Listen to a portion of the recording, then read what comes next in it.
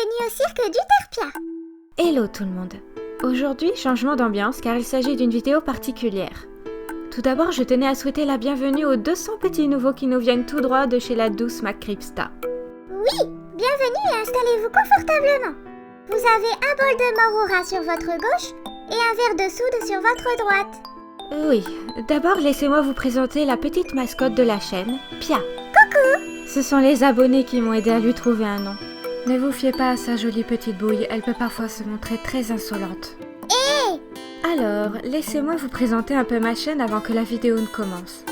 Ici, vous trouverez des histoires tout droit sorties de mon imagination, souvent sur le fond de mes propres thèmes musicaux.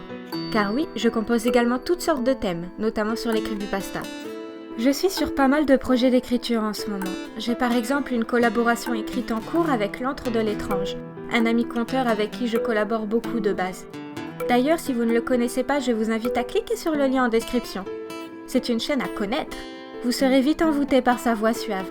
Cependant, c'est une histoire assez complexe qui va nous prendre un peu de temps à écrire car il y a pas mal de choses à travailler. Mais c'est un plaisir de bosser avec lui sur ce projet. Pour l'heure, je vous offre la vidéo qui a été publiée sur la chaîne de la plantureuse McCripsta. Le temps de finir un ou deux textes en cours car je peux pas vraiment faire de montage, étant donné que ça fait une bonne semaine que je suis victime de la terrible et redoutable otite. Et que le port du casque m'est insupportable. Donc je travaille sans casque pour le moment, le volume à fond. Un plaisir! Oh, pauvre doudou.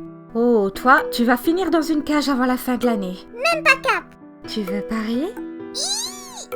Bref, il y a juste un petit changement de montage par rapport à la vidéo de la douce Cripsta, car je tenais à illustrer la créature avec quelques dessins de la talentueuse Cryptborn Art, qui réalise de sublimes peintures horrifiques. Ça fait un moment que je lui avais demandé la permission d'utiliser quelques-unes de ses œuvres, et je suis ravie de vous en montrer aujourd'hui. Si vous aimez son travail, je vous mets le lien de sa page Facebook en description également. Et enfin, dernier message. Vous l'aurez peut-être remarqué, ou pas, je ne sais pas, que le personnage emblématique de ma chaîne est Amlop, mon clown. Je vous invite à découvrir sa creepypasta qui débute par le chapitre 0, le conte. Si le cœur vous en dit, bien sûr. Je vous dis ça car je prépare encore 2-3 histoires le concernant. C'est un clown issu d'un conte pour enfants sorti tout droit de mon imagination. Mais il possède un dangereux don qui lui portera préjudice. Voilà, après 2 minutes 30 de blabla, je vais vous laisser profiter de l'histoire. Désolée si vous avez senti que je parlais du nez, mais comme je vous l'ai dit, j'ai chopé une otite et je suis congestionnée de partout. Allez, installez-vous confortablement et profitez du spectacle. Des bisous, des câlins.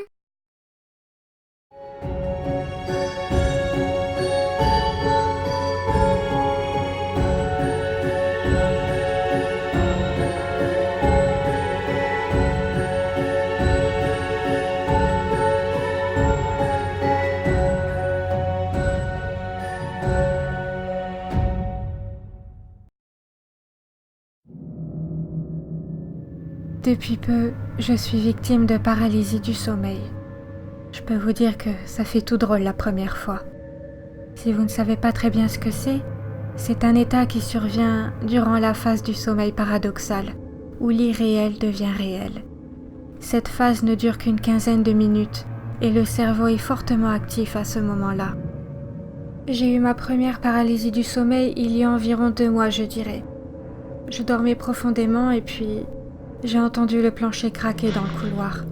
Et à ce moment-là, j'avais l'impression que le temps s'était arrêté. Et je me suis mise à avoir très peur. Tellement peur que mon corps s'était pétrifié. Mes membres s'étaient raidis. Mes oreilles s'étaient mises à siffler. Et puis, j'ai commencé à entendre des chuchotements, parfois accompagnés de grognements. Je ne pouvais que fixer la porte de ma chambre qui me faisait face, impuissante. Elle s'était ouverte lentement sur le couloir assombri par la nuit. Et je voyais au loin une espèce de forme vaporeuse et squelettique, dont les bras étaient croisés sur ses épaules. Elle lévitait vers moi avec une lenteur terrifiante. Les chuchotements s'intensifiaient. Des ombres passaient devant mes yeux à toute vitesse. Pendant ce temps, cette chose se rapprochait. Elle était arrivée au milieu du couloir lorsque j'étais parvenue à ouvrir les yeux et à reprendre conscience. Les fourmis dans mes mains s'étaient estompées et j'étais parvenue à faire bouger mes membres raidis par la paralysie. Sans attendre, je m'étais tournée vers la lampe de chevet afin de l'allumer, terrifiée par ce que je venais de vivre. Et lorsque je me suis retournée vers la porte, celle-ci était pourtant bien fermée. Je venais de faire ma toute première paralysie du sommeil. Bien sûr, je suis allée consulter dans l'espoir que le médecin puisse m'aider, afin que je ne revive plus jamais une telle expérience. Mais il m'a expliqué que pour traiter ces paralysies, il fallait agir sur les facteurs favorisants, comme le stress, le surmenage, le manque de sommeil, bien que je ne me sentais pas particulièrement victime de tout ça. Je n'avais plus qu'à oublier et à faire comme si de rien n'était. Et ça a fonctionné durant une quinzaine de jours. Et puis ça a recommencé. Alors que je dormais, j'ai entendu ma porte grincer et je me suis de nouveau pétrifiée. Les fourmis m'ont envahi jusqu'au bout des doigts. Et encore une fois, j'avais vu sur le couloir noir. Et ma chambre était envahie par des chuchotements incompréhensibles. Et encore une fois, cette chose squelettique lévitait lentement vers moi, les bras croisés sur les épaules. J'étais impuissante et morte de trouille. J'avais peur que l'entité se mette à accélérer d'un coup. Mais elle gardait cette lenteur effrayante. Contrairement à la dernière fois, elle était parvenue jusqu'au pas de la porte. Et je pouvais clairement mieux distinguer cette forme qui regardait droit devant elle. Ce n'était pas vraiment un squelette, mais disons plutôt un cadavre amaigri par la mort, entouré d'un léger halo de fumée. Il avait à peine quelques cheveux sur son crâne mou et putréfié. Il tourna très lentement la tête vers moi, faisant craquer ses cervicales raidies. Et c'est à ce moment-là que je repris une nouvelle fois conscience. Et depuis ce temps-là, j'avais de plus en plus de mal à m'endormir. Je n'osais plus. J'avais trop peur de revoir cette chose au pied de mon lit cette fois. Et pourtant, aujourd'hui, ça fait plus de 2 semaines qu'il ne s'est rien passé. Je commence à me sentir beaucoup mieux, plus confiante. Je retrouve le sommeil sans problème. Alors que mes paupières restent lourdement fermées par la fatigue, j'entends quelqu'un frapper à la porte de ma chambre. Mes yeux s'ouvrent brusquement. Et encore une fois, je me tétanise, laissant les picotements envahir mes membres. Les chuchotements reviennent, plus menaçants que jamais. Et la porte s'ouvre sur le cadavre lévitant d'ores et déjà à l'entrée de ma chambre. Toujours ses bras fins et recouverts d'une peau grisâtre et tombante, croisée sur ses épaules. Encore une fois, il lévite très lentement jusqu'à moi.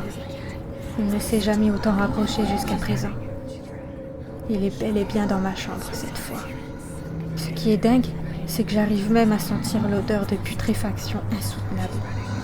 Il tourne la tête avec lenteur, faisant de nouveau craquer ses cervicales. Et bien que ce soit impossible, car cette chose ne possède plus de muscles faciaux, je suis persuadée de la voir sourire.